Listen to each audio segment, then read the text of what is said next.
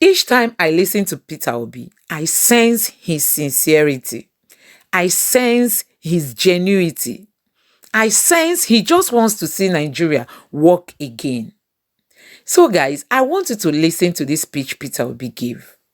Just relax, pay attention to everything he's going to say in this speech he gave. Honestly, if you are very sincere, you will not struggle to stand behind Peter Obi come 2023. Please don't forget to subscribe to my channel, like this video, share it with your friends and family. Thank you. So for us, what is more important for us? We have a government, we said, we have to plan to turn things around. What are we going to do? We adopted what we call the MDG goals and said we'll go on these goals and implement it. From all these monies we're going to save, whether it's this, if you talk about security votes, oh, this is the percentage, this is this. That's how we started to do statistics, to fight poverty. And what did we discuss when we did poverty mapping? That the poorest areas in Anambra State, their problem was access. And I can say to you, go to Anambra State today. We have the best road network of any state in this country.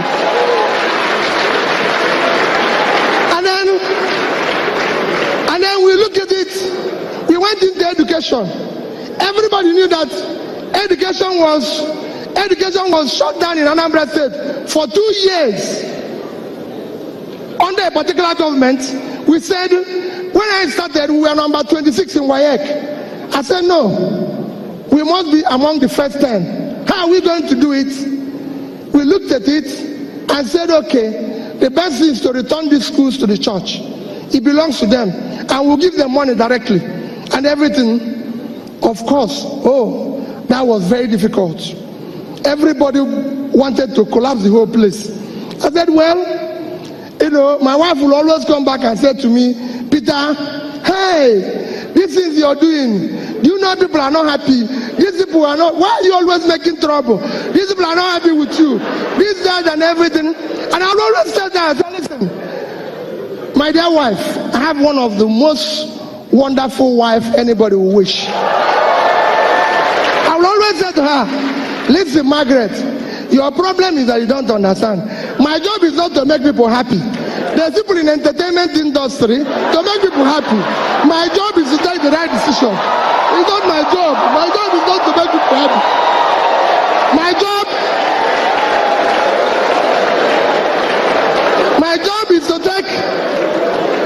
job is to take the right decisions for the benefit of the people. I'm telling you why I was impeached. The only reason why I was impeached is that I was saving money. I said, listen, this is the only country in the world that has a diminishing assets called oil, and they're not saving money. Every other country has it as a law that a portion of this money must be saved. So I said in Anambra State, we must save. It is a critical thing, we must save. And I'll talk about it so when we went to education, I said, I don't want money again to be given to Ministry of Education. Money must go direct to government from our purse to the church. They went and reported to federal government because their money was involved. Of course, federal government set up a panel which came headed by Governor of Rivers State today. I said, come. I said, money should not be given to ministry because I saw that there are so many toll gates that will stop the money from being spent. Give it to the church. When they came and showed them, this is the church school, this is church school, this is our own. Our own was not working. But what happened? In less than 3 years, 2011, 12, 13, Anambra was number 1 in WAEC and NECO. All this was possible because of the change we brought. We started saving money. Everybody will tell me, say, Peter, why are you keeping this money? Why are you doing this? Let me give you the instance. Today, Anambra remains the most financially stable state in this country.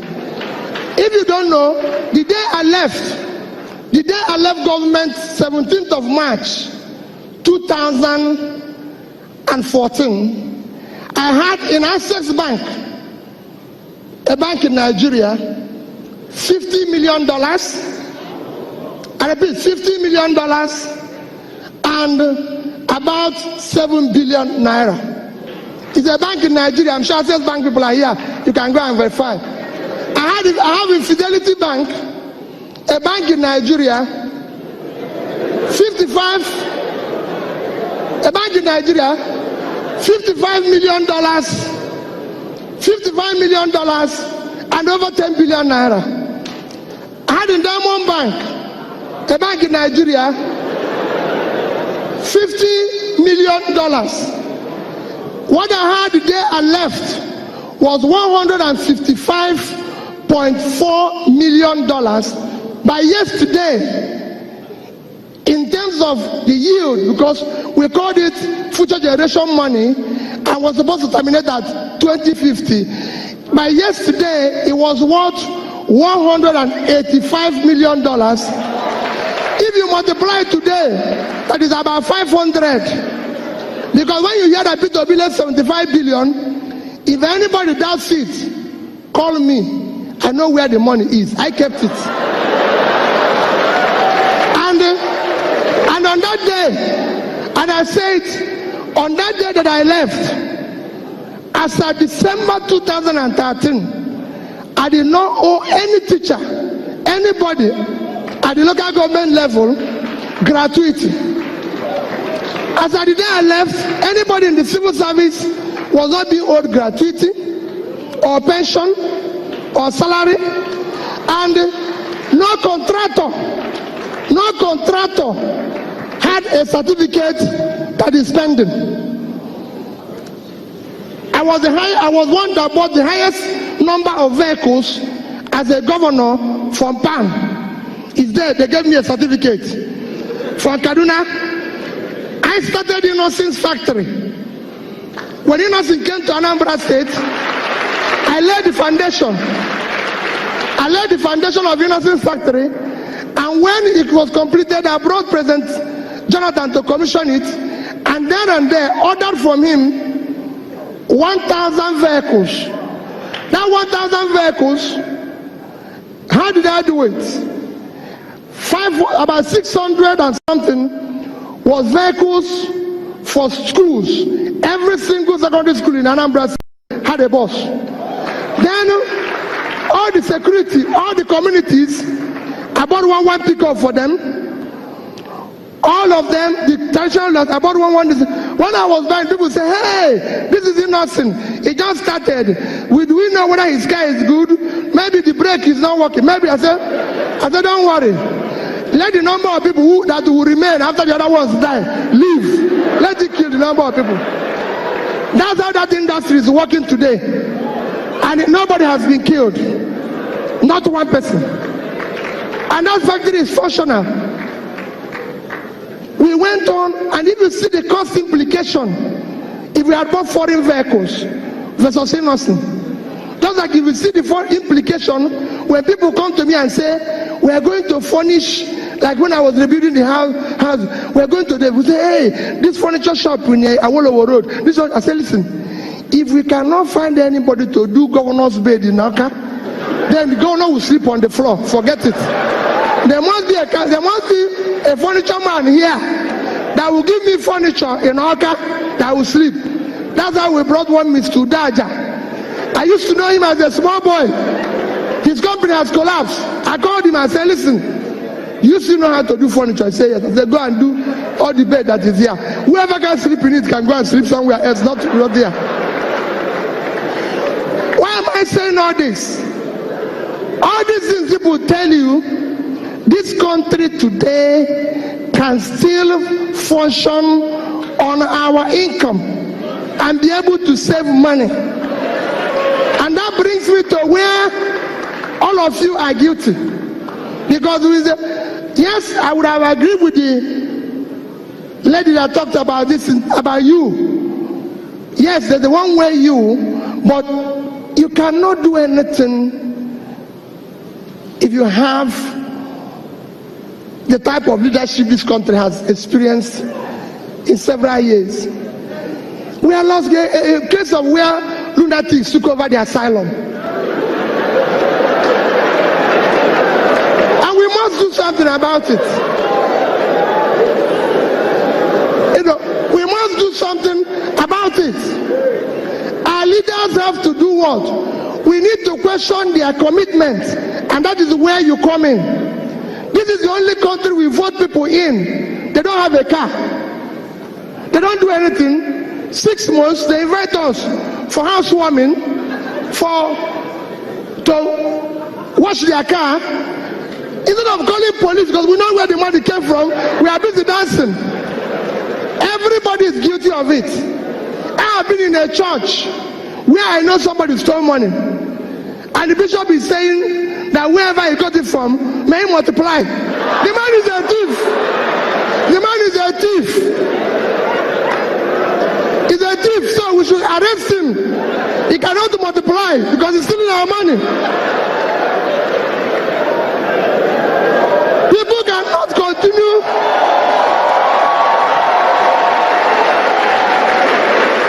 If anybody in government comes to tell you, everybody have good story to tell. If anybody see you, you write a paper, I've done this road, go to the road. I built a university from the scratch. It's in Ibrahim. I built a teaching hospital from the scratch. It's in Oka, the fastest one. So let people say where they did it. Don't tell us in pages of newspaper. Don't give us awards. We want to know. If you say we want to export rice, let's eat the rice first. Let's have it. So all this is for you to take back the government. That is where I join Olisa in asking you. You can be the change. Stop celebrating criminality. Let us say we cannot allow these people. It is your future that they are toying with, including me. We've wasted your time. People are talking about Bill Gates, Steve Jobs. 1 minute. Let me tell you. 1 minute. Let me tell you. If any of them is here, let me tell you, if they were here, they would succeed. Quote me anywhere. 1 minute. I went to school. I've been to the best of schools. I've been to the best of schools. I've been to Oxford. I've been to Cambridge. I've been to all of them. And I tell you what, how many have you ever seen anybody in this country who walked into the bank and was giving money based on intellectual capital? They will tell you to bring your grandmother's house, your father's old house, by the time you finish it, that's it. Bill Gates was giving $1 million. Go and read the history of Microsoft by a bank for a young boy who was in a garage. Steve Jobs and his friend Wozniak was given $2 million. Who would have given them that type of money here? Nobody. Let me tell you, Steve Jobs went and brought John Scully. John Scully was the CEO of Pepsi. Steve Jobs sent him a text and continued to send him a text. Do you want to continue selling sugared water, or do you want to be part of changing the world? One day, John Scully got up and said to Pepsi, where is President and CEO? I'm leaving this company. I want to go and join these small boys in a garage. Which person will do it here? His people will say that they don't do a medicine. No. Nobody will do it. That's what we have. The government will not support you. You do anything here, the government will not patronize you. They will not patronize the white man. They will not do it. So there's so many things we take against. That is where a journalist had to say, let us take it back. Let nobody tell you there's not enough money.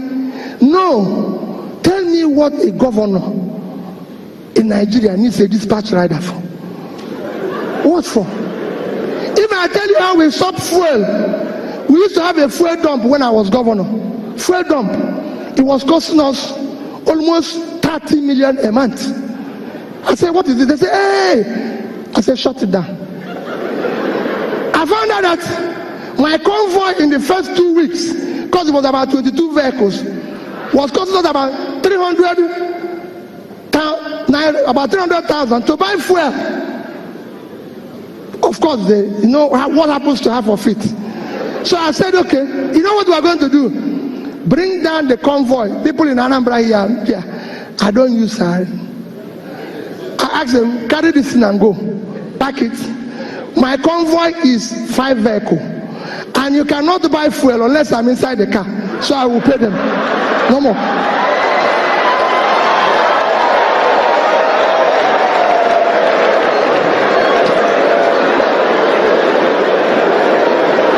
People will say, hey, wait a minute. I'm telling the youths that are here, it is your future that they are toying with. I have children, I have kids. I have 2 lovely children that are graduates. Somebody told me yesterday, just yesterday, he said to me, my friend Chida, we were going somewhere, and I was telling him about the text my daughter sent to me. I wish I read that type of text to you and you will understand. And somebody said to me, oh, I saw your son going to, that one was in Vietnam, he was going to run somewhere. He said he's going for interview for job. Peter, can't you give him a job? Peter, can't you do this? The boy doesn't even have, I said, none of my children have car. I was the only person who is governor and bank chairman, not to them. Nobody elected them. One, they have to look for a job. They have to do what they need to do. Take back your country. This country belongs to you. It is your future that they are toying with. You must take it back from them. It is not their country. And you must take it back from them. And how will you take it back from them? How will you take it back from them? When they invite you, go to your local government and ask the local government chairman who receives 100 million naira every month. What does he do with it? He will tell you no problem, yet he's buying new Jeep. This is somebody who has never seen car in his life. He now uses Jeep. His wife has become first lady of the local government. You go everywhere, a convoy will pass you. They say it's first lady of the state. First what? This man, this woman is like they used to tell me then, hey, Peter, you're not treating your wife fairly. Peter, you're not doing this. That this is this. I said, no. There's so many costs. If I tell you little, if I have time and tell you cost of governance here, you won't be here. When I came back, when I started, we had about 10 governors' guest house. I said, what is governor going to do with this? I go to work in the morning, I go back in the evening. I'll come back. My cook then will cook about food that about 50 people will eat. I said, what is this for? They were killing 1 cow every day. I said, what is this for? He said, Your Excellency, I'm doing it in case if you come back with people. I said, have you ever seen me come back here with anybody? So why are you cooking for the people? Any day people will come here, I will let you know. Cook for only 1 person. 1 person. Me. I said, don't do it. You know, I come from Anambra State. There's too many big men. Of course, like I told them, I said, don't allow any of them to come here. I don't have what it takes to entertain them. So what they do, they phone me, Peter, I want to see you. I come to your house in the evening. So I go to his house, because there he will bring his champagne, eat his fabulous food, and at times when I'm going, they will give me some to take back. Goodbye. But don't go to government house. Because government house is not a restaurant. It's not a place to drink champagne. A bottle of champagne. A bottle of champagne today costs about 400,000, 500,000. That is salary of 20 people at 20,000. And you drink it with the public money. No, you can't do that. It should be, if you want to do that, you go to your house. So I said to them, no, this is government money. We brought down the cost of feeding governor. If I tell you where I brought it down from to this place, I say, this will be enough. Don't worry about me. And I can go on and on. You can go and work with people. It's not anything, not any magic. Every flight I've taken in Nigeria as a governor was economy. The reason is simple. If I come, they say business class 54,000. Another one, you go to internet, is 19,000. Is it not just from Abuja to this for 40 minutes? Why will I pay additional 30? I said no. I went to Youngsha Guru and said, your hotel in Abuja, can you give me this guy? He gave me 50%. So to sleep there is 30,000 naira. And I said, no, these things, that is what people want me to go to another bigger hotel and stay for 250,000 naira. And people say, oh, Peter is it. I said, well, I have a problem. If I sleep there and pay somebody 250, I will be awake. I wouldn't even sleep. Because I think they've stolen my money.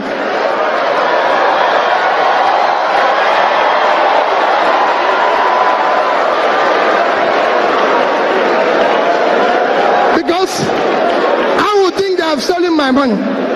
So it is important that you understand our government, we need to shut down cost of governance. No state government needs a house in Abuja. The governor doesn't live in Abuja. They don't need all this. Nobody wants to kill you. I was governor for 8 years without bulletproof car. I must tell you that I bought one, but I didn't use it and nobody killed me. I was using Prado. They will say, hey, it's not balance, it's not this. Another thing they keep telling me, that government vehicles, because of the high traffic, is every 6 months. I say, wait, if you remove this car from here, because you know what they do? They take it into auction and say, I said, no, this car is here for the term. We will use it. It's functional. What do people think you're doing to yourself? We must shut down. And people say, where did you get money? To say, where did you get money? We got those monies. We were owing gratuities and pension of people for 35 billion. We were able to pay it because we have to shut down everything. I said, this cannot happen. Nobody will ever tell you that he came to a party while I was governor for 8 years.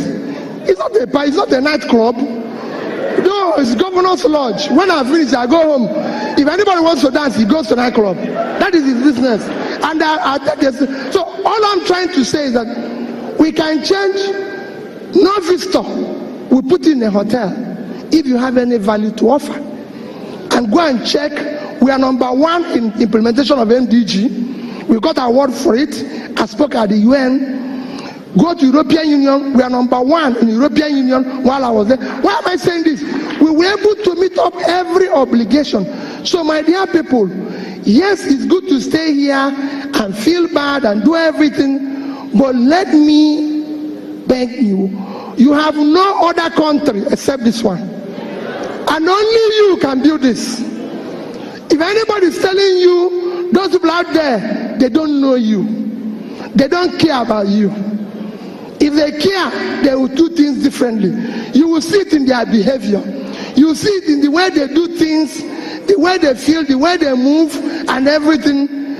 In that, because they are doing that, what I beg you is that you must, like Olisa pleaded, get up and decide to join politics. Get up and decide to be part of it. The man who is leading revolution in Hong Kong is 17 years old. He's 17 years old. My dear people, the society we have them to abuse today will take its revenge on all of us tomorrow. Thank you and God bless you.